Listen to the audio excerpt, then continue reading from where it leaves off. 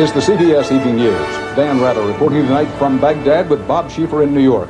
Good evening. The news from Baghdad is that the Iraqis believe that there's some positive things happening from their point of view. I'll tell you about that a little later in the broadcast, but first, Bob in New York with the late developments.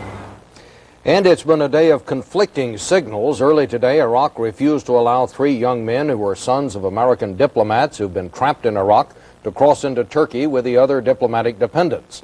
After that, the State Department ordered the expulsion of 2/3 of Iraq's embassy personnel in Washington.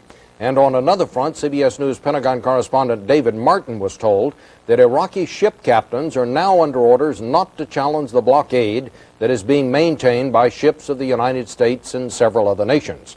In Moscow, Soviet President Gorbachev said Iraq is at a dead end and added it is now up to Saddam Hussein to find a way out of the crisis. And at Kennebunkport, President Bush said he has seen nothing so far to make him optimistic about a diplomatic solution. We begin at the State Department with Mark Phillips, who has more on those diplomatic expulsions. After weeks of turning the other diplomatic cheek, the State Department called in the Iraqi ambassador first thing this morning to read him the riot act. 2/3 of his staff were being thrown out of the country. 36 out of the 55 Iraqi nationals at the embassy are being told to leave the United States. This includes 7 accredited diplomats and 29 non-diplomatic staff members. 19 diplomatic personnel will be allowed to stay in the United States. And those 19 Iraqis permitted to remain must stay within a 25-mile radius of their Washington embassy. 19 is the same number as the U.S. diplomats who remain at their posts in Baghdad and Kuwait City. The Iraqis don't like it. This decision is uncalled for, unfair, and unjust. We feel we have been victimized once more. The U.S. says it finally took this action because the Iraqis have shown a blatant disregard for international law.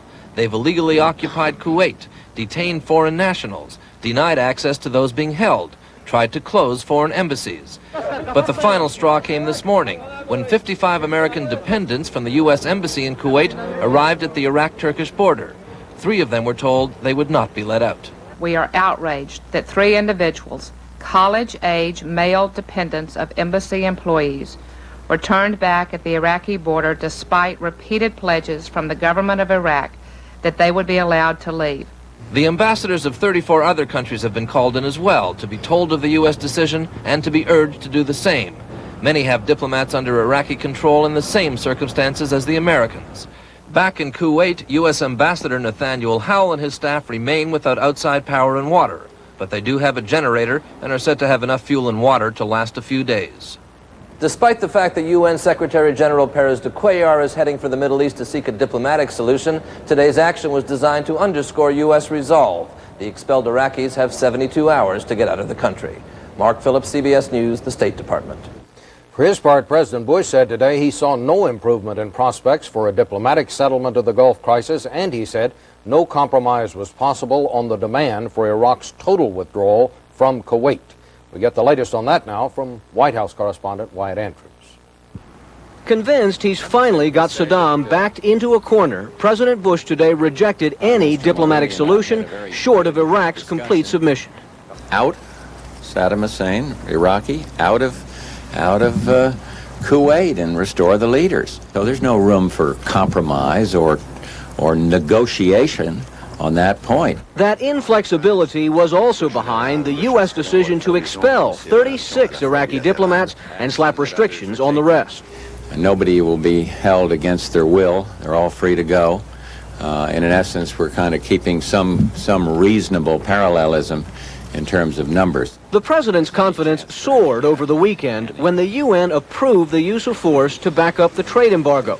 Not only had that never happened before, Mr. Bush had the support of his new and unlikely partner in this crisis, Soviet President Gorbachev. Again today, Gorbachev strengthened the president's hand by warning Iraq, his own client, it was at a dead end in the Gulf standoff. I've been very pleased with the way the Soviets have, for their part, have conducted themselves